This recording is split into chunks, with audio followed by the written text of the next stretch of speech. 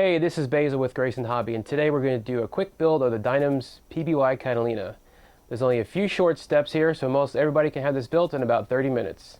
So let's get started. First thing you need is directions.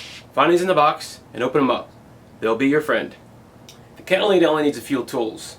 Simple screwdriver, a 5.5 hex nut, and for those who are impatient, a hot glue gun. Now before you begin, you want to thoroughly read through the manual so you have an idea where everything belongs. It's best to dry fit. Once that glue's on, it's not coming off. Now is the time to check all the control horns. A little preventative maintenance now goes a long way in the end. If you find one that is loose, secure it back in place with a little hot glue. Step 1. Simply slide the carbon spar into the wing. Repeat for the other side.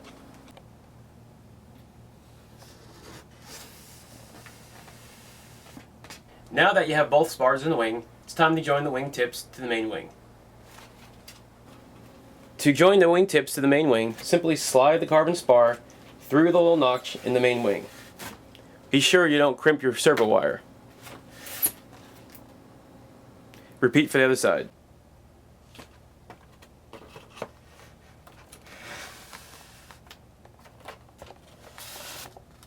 Next, we're going to secure the wing tip to the main wing. Now here's a detail you may overlook. The leading edge screws are 25 millimeters, while the trailing edge is only 20.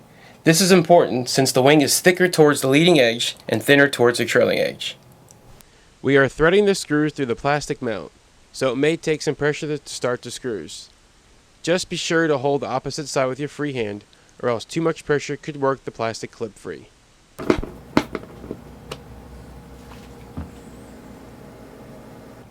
Step 3. We're going to install the servo wires into the slots. But first, we have to remove the ESC hatches on both sides.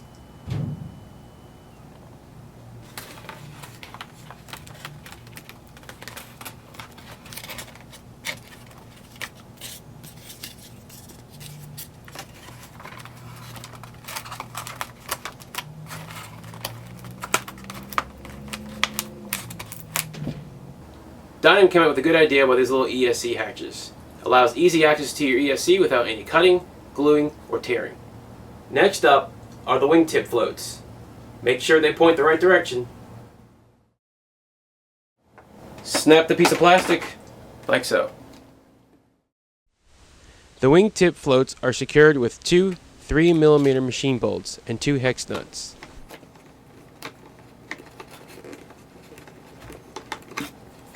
Next step, to install the 4 wing struts. The wing struts attach to the wing with the 2.5 by 8mm screws.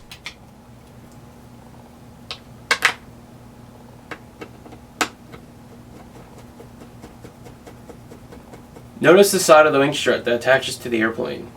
This has a little notch. This allows for an easy, clean, removable, detachable wing, just as you see here. Next, we're going to hook up our servos and ESC cables to the Y adapters.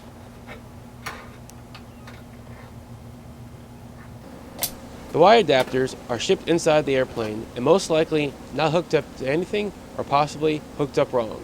Check your connections. The Dynam Y adapter may not look like typical other Y adapters, but it works the same way. Brown to brown, orange to orange. Before we attach the main wing to the fuse, we're going to assemble the stand that came with the kit. The stand will protect the bottom of the fuselage from unwanted nicks, scratches, or even worse, holes. If your plane has holes in the bottom, you'll take on water, which eventually will cause it to sink. To build the stand, insert both of the metal tubes into the notches on each side.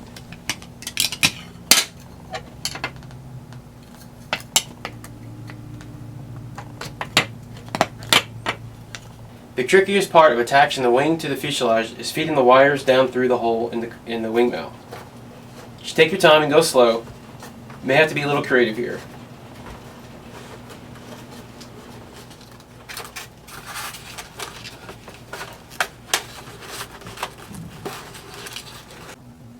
Before screwing the wing struts to the fuse, Give it a quick rinse around to be sure all the wires are through the hole and none are sticking out. Even the smallest wire between the wing and the wing mount will alter the wing's attitude, causing bad flight characteristics. Check and double check to be certain all the wires are properly pulled through. The wing struts attach to the body with 2.5 by 8mm screws.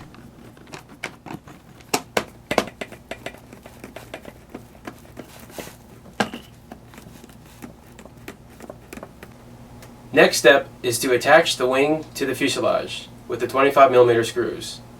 Now I found these screws to be a bit short, so I grabbed some 1 1/4 inch screws off the shelf.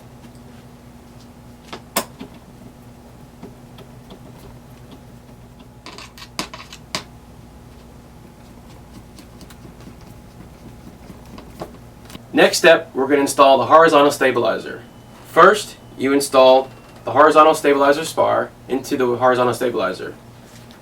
Then we slide the horizontal stab through the fuse. You can use the glue that came with your kit, or if you're like me and impatient, some hot glue will give you a strong and nearly instant bond.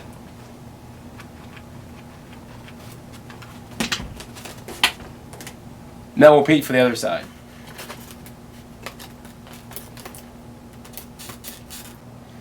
The last step of the build is to install the push rods into the quick connects. Do not tighten too much yet. We will need to adjust and center this later when the servo has power and the servo arm is centered.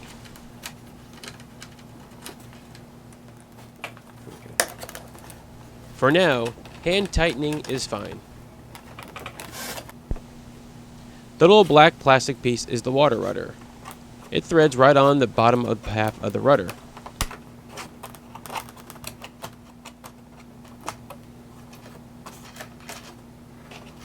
After the water rudder is fully secured, align both rudders.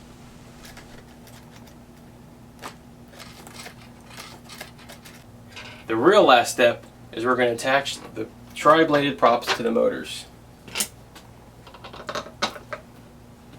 Once you put them on, simply screw on the collet,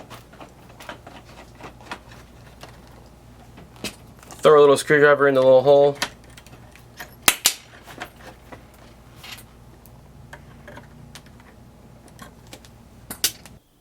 the manual from Dynam states the weight should be 45 ounces, so let's take a look.